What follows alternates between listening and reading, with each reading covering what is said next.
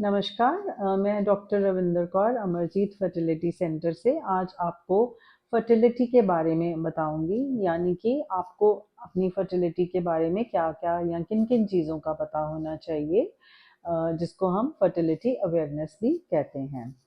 Infertility के कोई science and symptoms नहीं होते। मेल एंड फीमेल पार्टनर दोनों अगर फिजिकली फिट हैं तो तब भी वे इनफर्टाइल हो सकते हैं। इनफर्टिलिटी क्या होती है, इसके क्या रीज़न्स हैं और लाइफस्टाइल का फर्टिलिटी पे क्या इम्पैक्ट है, और इनफर्टिलिटी के बारे में बहुत सारी मिसकंसेप्शंस हैं जिनके बारे में आपको पता होना चाहिए। तो अगर कोई मेल पार्टनर है जो कि जिसकी सेक्सुअल हेल्थ ठीक है, तो ये ज़रूरी नहीं है कि अगर उसकी सेक्सुअल हेल्थ ठीक है तो उसका जो स्पर्म काउंट है वो भी ठीक होगा। मोटिलिटी भी कम हो सकती है एंड स्पर्म मॉर्फोलॉजी जो नॉर्मल हमें चाहिए वो भी कम हो सकती है, और डीएनए फ्रेगमेंटेशन भी ज़्यादा हो सकती हैं। तो ये चीज़ों का मेल फर्टिलिटी पे बहुत इम्पैक्ट होता है और हर मेल को इन चीज़ों के बारे में पता होना चाहिए।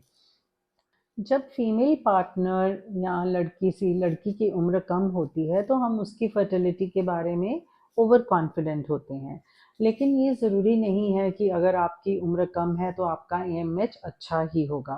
कम उम्र में भी ओवेरियन रिजर्व कम हो सकता है। तो आपको आपकी एएमएच के बारे में जानकारी होनी चाहिए।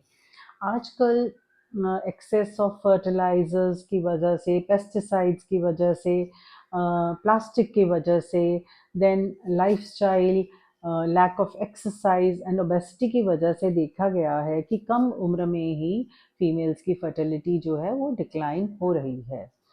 तो जब फीमेल की उम्र कम है तो ज़रूरी नहीं है कि उसका ओवेरियन रिजर्व अच्छा ही होगा।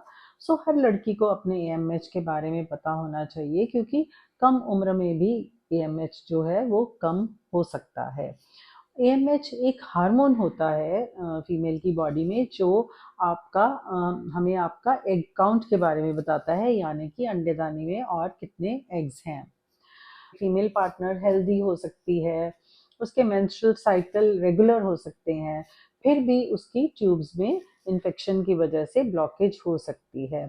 तो अगर किसी भी फीमेल को कंसेप्शन चाहिए या प्रेगनेंसी चाहिए तो उसकी जो ट्यूब्स हैं वो दोनों खुली होनी चाहिए। तो आपको ये भी पता होना चाहिए कि अगर आप प्रेग्नेंट नहीं हो रहे तो ट्यूब्स का आपको टेस्ट करवाना चाहिए, ताकि आपको अपनी ट्यूबल पेटेंसी पता चल जाए। फिर आजकल यंग गर्ल्स में पीसीओडी बहुत कॉमन है। पीसीओडी में साइकिल्स जो हैं वो इरेगुलर होते हैं और ओवरीज में जो है एग्स या फॉलिकल्स बहुत ज़्यादा होते हैं।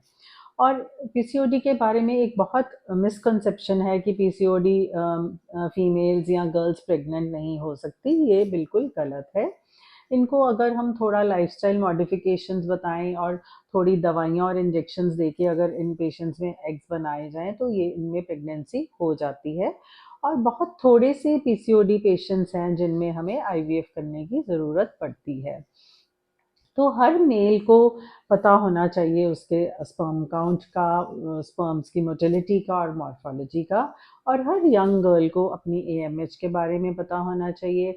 और अगर किसी भी गर्ल को या फीमेल को पीसीओडी है तो उनको लाइफस्टाइल मॉडिफिकेशंस की तरफ जाना चाहिए। Thank you.